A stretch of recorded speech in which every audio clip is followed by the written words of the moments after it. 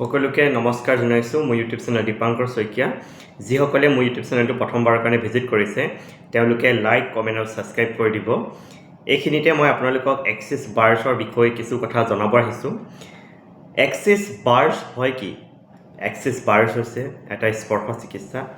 য'ত 32টা পইণ্ট থাকে আৰু সেই 32টা পইণ্টত টাচ কৰি এক্সিছ বাৰ্ছ ৰান কৰা হয় এতিয়া কিছুমান ব্যক্তিয়ে আমাক প্ৰশ্ন কৰে যে এক্সিছ বাৰ্ছ সকলো মানুহে ল'ব পাৰেনে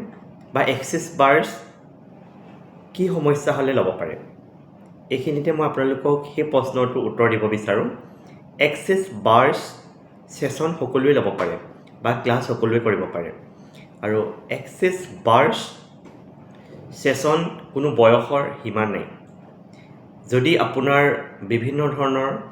শাৰীৰিক সমস্যা হওক মানসিক সমস্যা হওক ডিপ্ৰেশ্যনত ভুগি আছে বা এনজাইটি হৈছে বা টোপনি সমস্যা হওক বা কাৰোবাৰ বিভিন্ন ধৰণৰ হয়তো ঘৰুৱা হিংসা ঘৰুৱা হাই কাজিয়া হৈ আছে ঘৰৰ ইজন ব্যক্তিৰ লগত সিজন ব্যক্তিৰ ৰিলেশ্যনশ্বিপ খুব বেছি বেয়া হৈ আছে বা আপোনালোকৰ ঘৰত যদি পঢ়া শুনা ল'ৰা ছোৱালী আছে তেওঁলোকে যদি পঢ়া শুনাত অমনোযোগিতা হৈ আছে তেওঁলোকে এক্সিছ বাৰ্ছ ল'ব পাৰে বা ছেশ্যন ল'ব পাৰে ক্লাছো শিকিব পাৰে আৰু যদি আপোনালোকৰ ঘৰত এজন ব্যক্তি অসুস্থ হৈ আছে বা শাৰীৰিকভাৱে তেওঁ মানসিকভাৱে অসুস্থ হৈ আছে তেতিয়া যদি তেওঁক এক্সিছ বাৰ্ছ ৰান কৰা হয় খুবেই বেছি ভাল আৰু এইখিনিতে আৰু এটা প্ৰশ্ন মই খুবেই পাই থাকোঁ সেইটো হৈছে যে এজন ব্যক্তি অসুখ হৈছে আৰু আমি এক্সিছ বাৰ্ছ যদি লওঁ তেতিয়া চিকিৎসা নকৰিলেও হ'ব নেকি এইখিনিতে মই সেই প্ৰশ্নটোৰ উত্তৰ দিব বিচাৰোঁ যে এক্সিছ বাৰ্ছ প্লাছ চিকিৎসা আপোনাৰ আজি কিবা এটা ৰোগ হৈ আছে যদি আপুনি চিকিৎসা কৰি আছে মেডিচিন লৈ আছে তেতিয়া আপোনাৰ এক্সিছ বাৰ্ছ যেতিয়া আপুনি ল'ব হয়তো আপোনাৰ ৰিপৰ্টবোৰ সোনকালে এটা সুন্দৰ ৰিজাল্ট আহিবলৈ ল'ব বা আপুনি যদি আগতে 10টা মেডিচিন খাইছিলে হয়তো আপুনি 5টা খাব লাগিব আপোনাক এক্সিছে সহায় কৰিব আপোনাক ৰোগটো এটা নৰ্মেল পৰ্যায়লৈ আনিবলৈ এক্সিছ বাৰ্ছে সহায় কৰিব কিন্তু এইটো নকওঁ যে কেৱল এক্সিছ বাৰ্ছ লওক বা চিকিৎসা এৰি দিয়ক আমি বাৰে বাৰে কৈছোঁ যে চিকিৎসা প্লাছ এক্সিছ বাৰ্ছে যদি সহায় লয় তেতিয়া জটিল বেমাৰো ইতিমধ্যে ভাল ৰিজাল্ট আহিছে আৰু যিহেতু আমাৰ এক্সিছ বাৰ্ছ উপৰিও এক্সিছ বডি প্ৰচেছ আছে যদি আপোনালোকে কিডনীৰ সমস্যা হওক লিভাৰৰ সমস্যা হওক হাৰ্টৰ সমস্যা হওক বা চকুৰ যিকোনো সমস্যাত ভুগি আছে তেতিয়া আপোনালোকে axis body process session run কৰিব পাৰিব আৰু এইখিনিতে আৰু এটা প্ৰশ্ন আমালৈ আহি থাকে যে এক্সিছ বাৰ্ছৰ ক্লাছৰ এমাউণ্টটো কিয় বেছি যিহেতু আমাৰ এক্সিছ বাৰ্ছৰ ক্লাছৰ এমাউণ্টবোৰ আমি নিৰ্ধাৰিত কৰা নহয় যিহেতু এক্সিছ বাৰ্ছ আমেৰিকাৰ পৰা উৎপত্তি হোৱা গতিকে আমেৰিকাৰ পৰা সেই প্ৰাইচটো নিৰ্ধাৰিত হয় আৰু সেই প্ৰাইচৰ অনুসৰি এক্সিছ বাৰ্ছৰ ক্লাছৰ দাম নিৰ্ধাৰিত কৰা হয় আমি তাতে সলনি কৰিব নোৱাৰোঁ কিন্তু এক্সিছ বাৰ্ছৰ ছেশ্যনৰ এমাউণ্ট সকলোৰে বেলেগ বেলেগ হয় কিন্তু এক্সিছ বাৰ্ছৰ ক্লাছৰ এমাউণ্ট একেই হয় আৰু এক্সিছ বাৰ্ছটো ক্লাছটো বহুতে কয় যে এদিনতে আমি শেষ কৰিব পাৰিমনে বা এদিনতে ইমান ডাঙৰ এটা এমাউণ্ট লৈ এটা ক্লাছ শেষ কৰিব পাৰিবনে এইখিনিতে সেই প্ৰশ্নটোৰ উত্তৰ দিব বিচাৰোঁ যে এক্সিছ বাৰ্ছ ক্লাছটো এদিনীয়াই হয় য'ত আগবেলা থিয়ৰী আৰু পাছবেলা প্ৰেক্টিকেল হয় আৰু আমি থিয়ৰী ক্লাছ কৰাৰ পাছত সুন্দৰকৈ থিয়ৰী ক্লাছ সমাপ্ত কৰাৰ পাছত আমি প্ৰেক্টিকেল ষ্টাৰ্ট কৰোঁ আৰু প্ৰেক্টিকেল শেষ কৰাৰ পাছত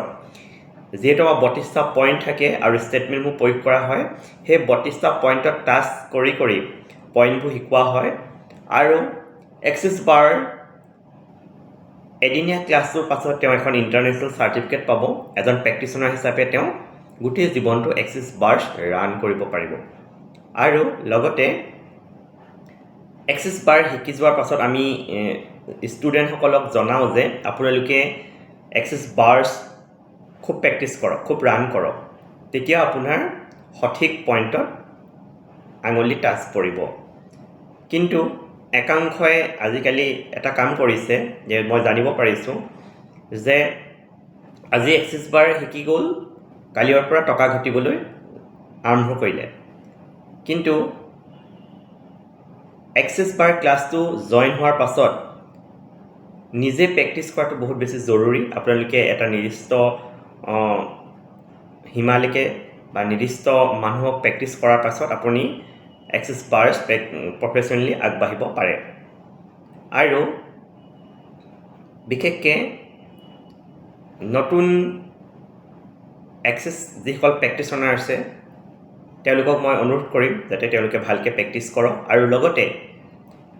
তেওঁলোকে ৱাৰ্কশ্বপ আয়োজন কৰক। যিহেতু আমাৰ অসমৰ বিভিন্ন জিলাত এক্সিছ বাৰ্ছৰ ক্লাছসমূহ হৈ থাকে, আমি যিহেতু ক্লাছ দি হোৱাৰ পাছত